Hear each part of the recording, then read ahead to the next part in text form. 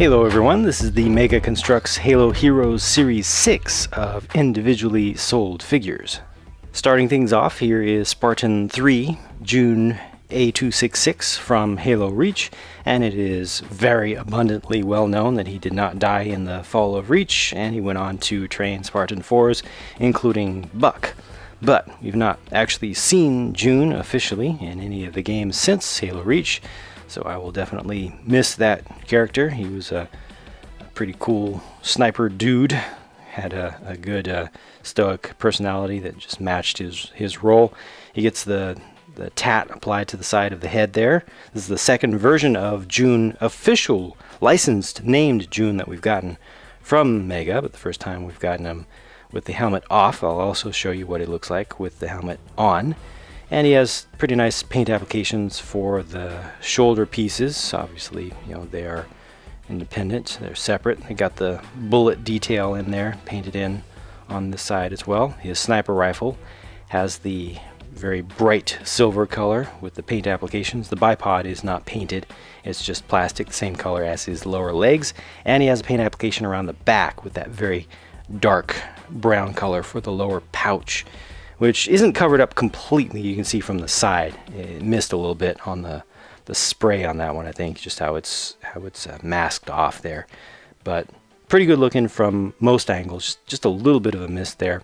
His face, his whole head actually looks a lot like Patrick Stewart from a distance, or from up close for that matter. But let me swap the helmet on, and I think the paint applications on that helmet are done pretty well.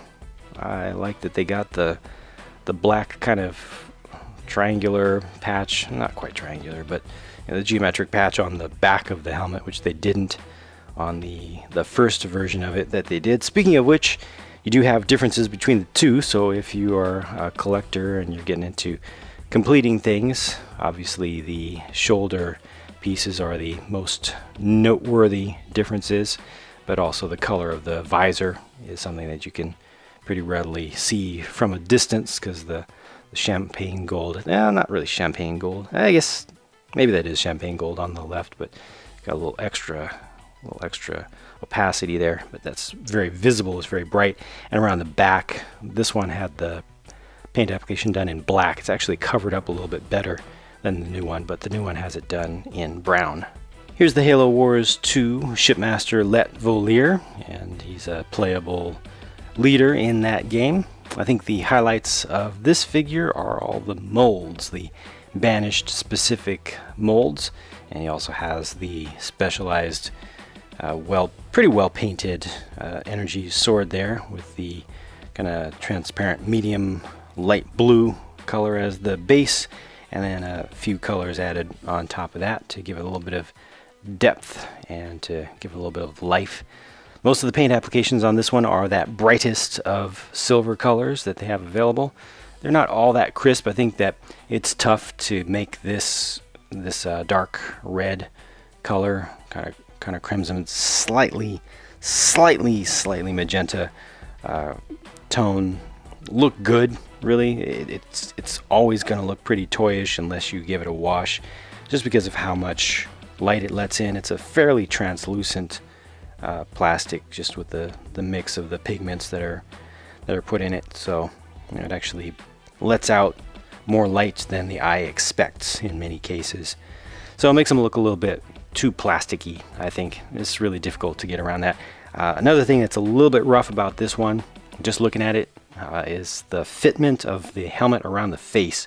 I feel like it shows too much of his forehead and bridge of what would have been nose. You know, I think a lot of that should have been closed up, and the eyes should have been farther back and up. Again, very tough to do when you already have the head made and you have limitations for how thin you can make the plastic in terms of durability and everything. Really tough to pull this off right.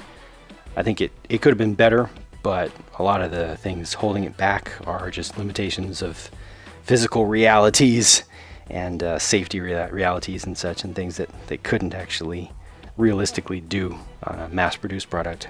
Here's Spartan Grant, the final member of Fireteam Majestic from Halo 4 that Mega had not put into figure form up to this point. I'm gonna have to go ahead and say this is the best produced figure in this line, and one of the better ones that they've done to date, especially to not have a wash or dry brush application on it. You know, as far as the very clean figures go, this one has a lot of paint applications on it. So many of them, very well registered, and they even put some paint onto the undersuit. That's not something you see every day. It's not perfect. It's not perfectly lined up with the armor in some cases, but I'm glad that they started the attempt. It's not bad. Definitely doesn't make it look worse. Definitely makes it look better. You know, they still need to do more improvement in that regard, but I think this is a good step forward in terms of precision and number of things that they can now paint. It's well executed, just well done. You've got paint applications all across the back as well, and some of these surfaces are tough to apply any kind of decoration to because they have so many different facets, so many different angles and creases and crevices, but it's pretty well done. The DMR there just has a single paint app going across the sides and top of it, but it looks fine. You know, it's always nice to get any kind of weapon with paint application, but the figure just really kills it, especially the helmet. That's really good looking. Obviously, you know, this was a female character, and it's using the female body mold, and it's good, really good. This might be my favorite out of Team Majestic, at least. Also originally from Halo 4, this is Roland, the Infinity ship AI, brought up to full size for the first time. We've previously gotten him in just a little miniature micro version, just a single piece holographic projection. This one is produced in a transparent yellow color. The softer pieces are slightly orangish in color, and then they went over most of the figure with a dilute yellow paint also, which doesn't look quite as good in person in normal lighting as it does here fully lit up and on camera.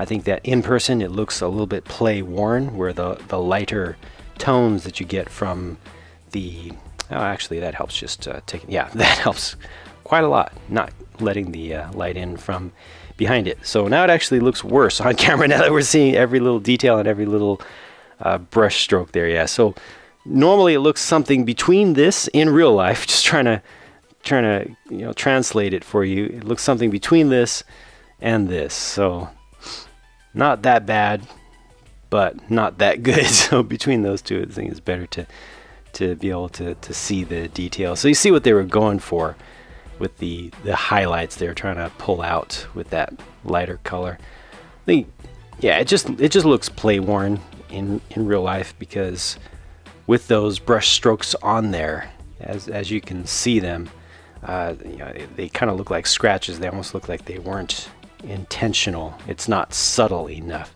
It needs to be a finer haired brush, and using paint that had a little bit less liquid content in it, and just a much slower process to get that to look right. Or maybe even using like a really fine sponge, or some kind of really fine foam to put that on there or something.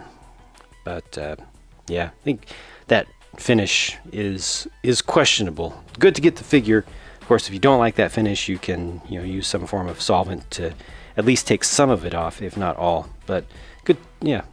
Hopefully we'll get more of these full-size AI figures in the future, and they'll figure it out a little bit better. This Helljumper Spartan represents a player character. It's done in a hot pink, which is technically not really a pink. It's closer to a magenta. Not my type of color, but I think it looks good. I think it's actually really well produced. And here, I mean, that color had the potential to look too toyish, but it has just enough opacity. It's not quite letting in as much light as far as my eyes can see. It's not letting as much light actually into the plastic as the dark red color of the Shipmaster. It just doesn't look as plasticky as I thought it would. And the paint applications are good, well placed. The coverage is pretty good. Could be just a little bit better, a little bit more opacity wouldn't have hurt, but you can't complain. From any kind of distance, this looks sharp, looks clean. That railgun there is actually a transparent light blue piece. The entire piece is light blue. It just has silver paint, that bright silver paint applied all over it. So all they've left exposed during normal use is just the section between there to try to show a little bit of the energy arcing in there. It doesn't really show up all that well. It doesn't show up particularly better in person either, but I appreciate the effort. You can really see it when you look at the handle and you notice that the silver isn't applied on the handle, the figure handle portion of it, so you see just the regular color coming through. And they did that because they don't want the plastic to start sloughing off as you put it into the hand of a figure, take it out, put it in, take it out. That would start to rub and chip off. But yeah, for a hot pink figure, which again just isn't my thing, and it's just a personal taste issue, I think this looks solid. It looks well done, well produced, and some of that paint application just continues across the top of the head, and that gets really fine in there. It's some of the best work on this figure, I think, is actually in the helmet itself. So yeah, good stuff. This Athlon Spartan is the very last one in the series that I haven't shown you up to this point, and unfortunately this one takes us back in the direction of toyishness with the color of the plastic and just how translucent it is. You can see just how much light comes into this thing and transmits through it, especially as you look around the elbows, you look around the feet, you look around the helmet, you look behind the helmet at the light coming through the back of the armor piece. Around the body you see the light coming through from the back of the armor piece. Just really lets a lot in, which really takes this down a notch. I think that it looks a little bit better in person in this case than it does here fully lit up in the studio, but I actually think that this one loses most in the definition of the visor. I think that from a distance that really starts to get kind of fuzzy looking, just because the values there are so similar. The overall just impact, the visual impact of that really interesting color, that azure color of visor versus the slightly orangish yellow, and having no separation between those is a little bit weird. But the paint applications are pretty good. The darker color is kind of a dark gold, but it has a little bit of reddish tinge in it as well, so almost going towards an antique bronze kind of direction. And there is some speckling in the paint, or excuse me, speckling in the underlying plastic, which helps a little bit. Just gives you some visual interest, a little bit of texture. It's a little bit random. I think that maybe it could have used a little bit more speckling, just because some of those pieces almost look like they're trying to be paint applications or little flecks that are actually applied from the outside, but they're not. I think just not one of the stronger figures. I think that the molds are really good. I think that the gold, dark gold, bronze, whatever that color is interesting. It creates an interesting effect against the yellow. I think that the overall presentation of this one is pretty good. It just loses a lot from not having good definition around the visor, and also from letting a lot of light through the plastic itself. Nice storm rifle with the paint applications going through it, and that does it for Series 6. The best news with this series is that it actually came out on Amazon, at least in the US, at prices a lot closer than normal to retail prices, and they were pretty quick to restock it at least a couple times close to the holiday season, even though I'm sure it was selling pretty well, or decently well. So it's good to have at least some online availability, and hopefully they will continue to improve that, so we'll be able to get these $5 figures for something close to their retail price rather than the $30 and more a pop that we were seeing demanded for the Series 5 figures, for some of the more desirable Series 5 figures.